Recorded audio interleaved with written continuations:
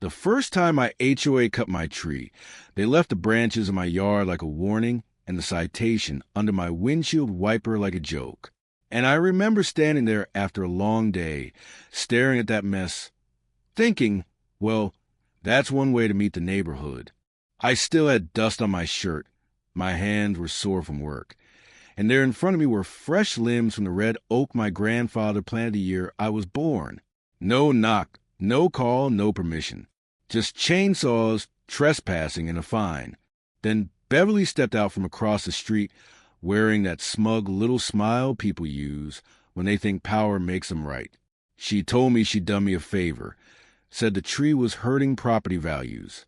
And I just stood there looking at her, because sometimes a person says something so ridiculous, so calmly, your brain needs a second before your anger catches up.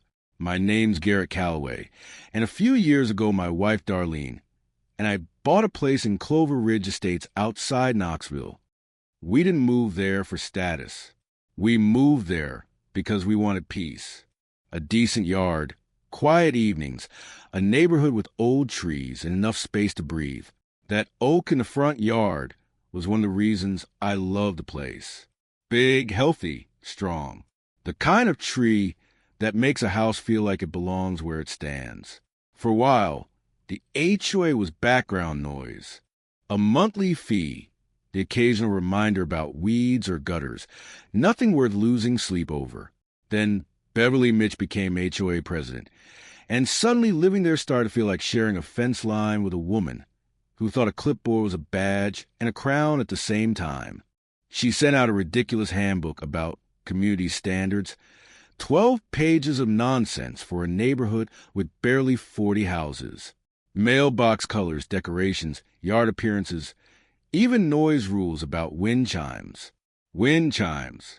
That should have told me everything I needed to know. The first tree trim happened in March.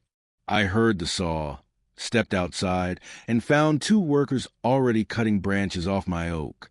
They said Beverly had hired them because the limbs over the sidewalk were a hazard. Then one of them handed me a citation for the violation they had supposedly fixed by trespassing on my property and cutting my tree. That was Beverly in a nutshell. Create the problem, then fine you for it. I tried to be reasonable.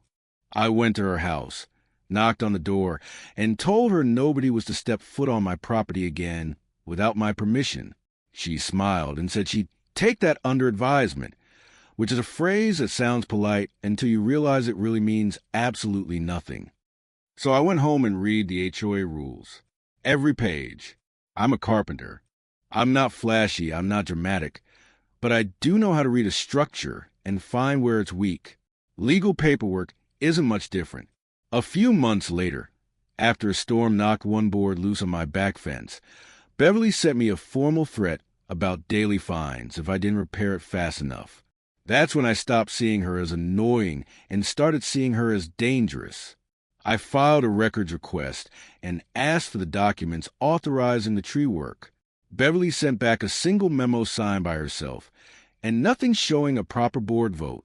I put in a folder. That was the moment I realized this woman wasn't just overbearing. She was freelancing with other people's property. By the end of summer, she'd started doing the same thing all over the neighborhood. One man got fined over a basketball hoop his grandkids used.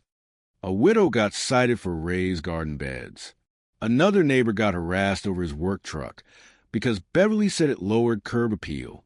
You could feel it spreading, that low, bitter tension people carry when they know something's off but haven't decided yet whether to fight it.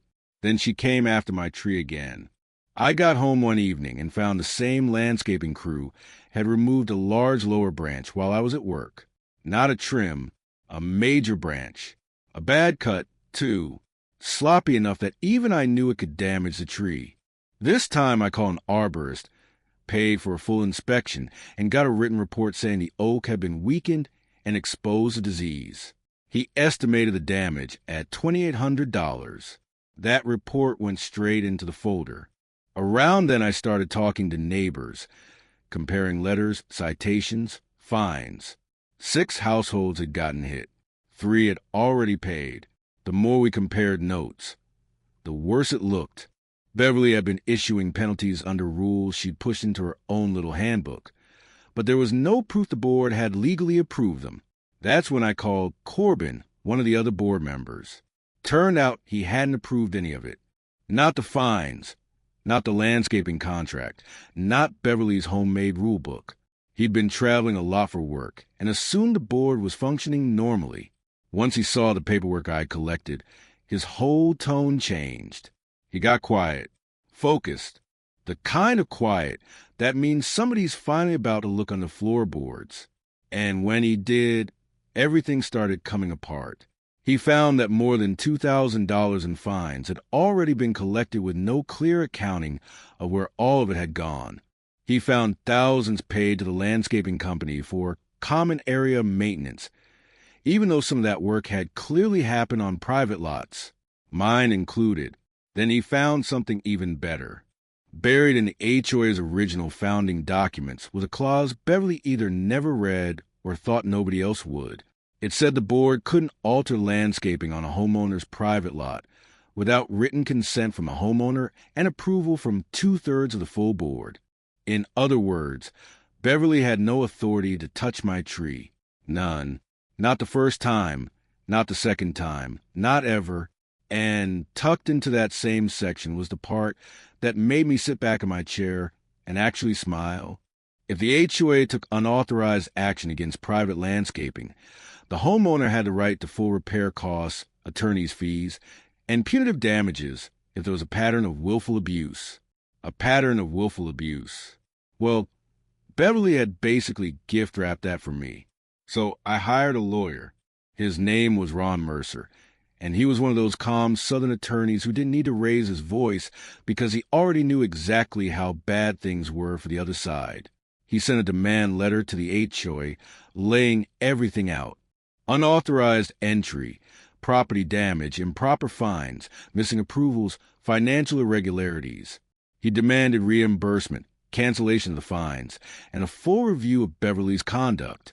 Beverly answered the letter the way people like her always do when reality finally reaches them.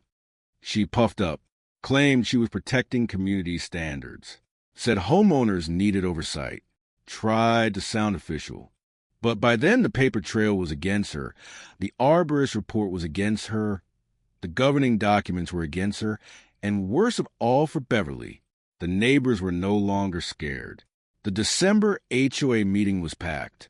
People who usually never said a word showed up early just to get seats. You could feel in the room that shift when fear burns off and turns into anger. Corbin presented the documents. Ron laid out the legal exposure. Then neighbor after neighbor stood up and described the letters, the fines, the pressure, the threats. And Beverly sat there trying to hold that smile together while it slowly died on her face. By the end of the meeting, the board voted to suspend her authority, pending formal removal. The HOA's lawyer recommended settling before the lawsuit got uglier. A few weeks later, the association agreed to pay for the tree damage, repay the improper fines, cover legal costs, and issue written apologies to every affected homeowner. But the part that really stuck with me happened after all that. In January, Beverly's own house went up for sale. The sign sat there in her yard for weeks, leaning a little to one side, and every time I drove past it, I had to bite back a laugh. Here was the woman who'd spent months lecturing everybody else about appearance, order, value, harmony. And now she couldn't even sell peace in the neighborhood she'd poisoned herself. When she finally moved, nobody waved goodbye. Nobody stopped her car.